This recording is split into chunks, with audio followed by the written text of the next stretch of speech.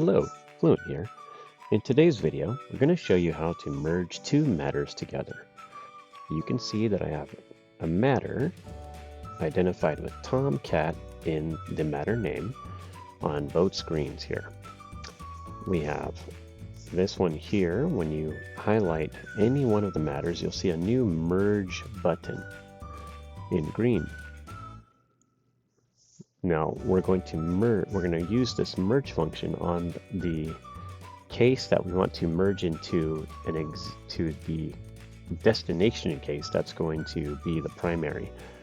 So we're going to just show you that we have this matter and it has two party members in it, as well as it has a file number.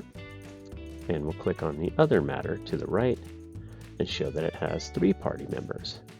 Now we're going to want to merge this information from this matter into this one. To perform that,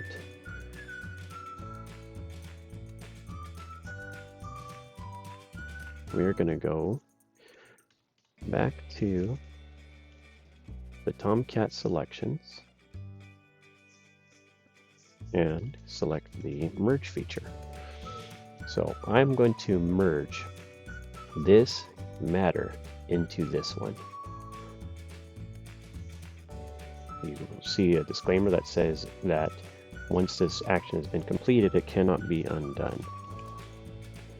So I'm going to merge 2025-0020 into 2025-0019, and I'm going to click Save. By performing that action, we're going to refresh our matter.